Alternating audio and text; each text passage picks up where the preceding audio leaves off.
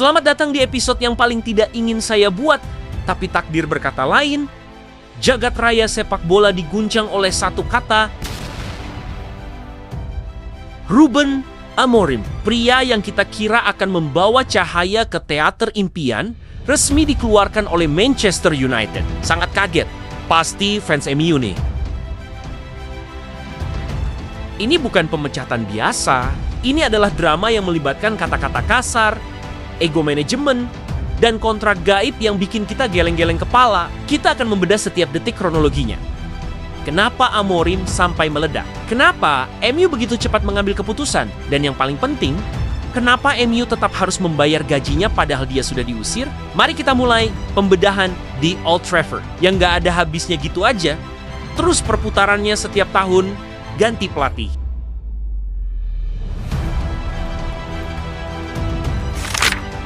Detik-detik pernyataan panas Ruben Amorim. Mari kita putar kembali waktu ke konferensi pers usai laga melawan Leeds United. Amorim tidak menahan diri. Dengan nada tegas, ia menyatakan bahwa ia datang ke United untuk menjadi manajer, bukan sekadar head coach. Kalimat ini adalah serangan langsung kepada struktur manajemen baru MU yang ingin membatasi peran pelatih hanya pada urusan teknis lapangan. Manajemen merasa ditusuk dari depan di depan media global. Kita akan menganalisis secara mendalam kenapa Amorim merasa perlu menegaskan posisinya. Apakah ini bentuk perlawanan terhadap kebijakan transfer? Atau rasa frustasi karena ia tidak diberi kuasa penuh? Hanya butuh waktu singkat bagi manajemen MU untuk merespons tantangan terbuka Amorim. Keputusan resmi diambil. Manajemen tidak suka dengan cara Amorim bicara di depan publik setelah laga. Leeds, mereka menganggap Amorim telah melanggar kode etik dan hierarki klub. Klub menyebut bahwa tindakan ini adalah keputusan sepihak yang harus diambil karena kata-kata kasar atau pernyataan berani Amorim kemarin. Ini adalah bukti bahwa di Manchester United saat ini tidak ada satu orang pun yang boleh lebih besar daripada struktur klub. Komedi kontrak Ruben Amorim.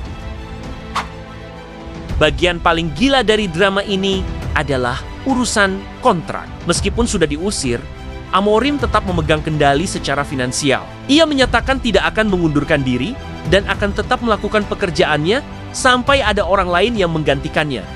Dan tebak, apa perjanjiannya memang akan berakhir dalam 18 bulan. Artinya, selama 1,5 tahun ke depan, MU tetap harus membayar gaji Amorim meskipun ia sudah dilarang masuk ke kompleks latihan. Ini adalah komedi finansial termahal di dunia sepak bola. Manajemen saking tidak sukanya dengan omongan Amorim, mereka lebih memilih buang-buang uang 18 bulan daripada harus melihat wajahnya lagi di ruang ganti.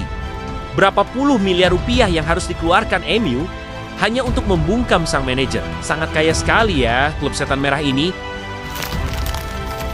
Masa depan MU setelah pemecatan pelatih. Sekarang, Manchester United kembali ke titik nol dengan luka yang masih basah. Siapa yang berani masuk ke kursi panas ini setelah melihat nasib Amorim? Siapapun yang datang selanjutnya harus siap menerima status head coach tanpa banyak protes. Psikologis bagi skuadmu setelah laga Leeds yang berakhir dengan pemecatan ini. Para pemain yang mungkin sudah mulai percaya pada Amorim, kini harus bingung lagi dengan perubahan mendadak. Fans pun terbelah. Ada yang mendukung kejujuran Amorim sebagai manajer, dan ada yang setuju ia dipecat karena dianggap membangkang kepada klub. Ruben Amorim pergi dengan tas ranselnya, meninggalkan jabatan yang ia klaim sebagai manajer. Ia kalah dalam perang kata-kata dengan manajemen.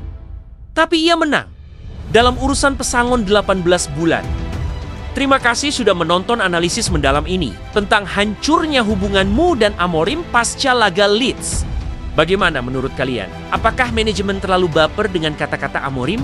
Atau memang Amorim yang terlalu sombong? Tulis pendapat kalian di kolom komentar. Jangan lupa like, subscribe, dan bagikan video ini.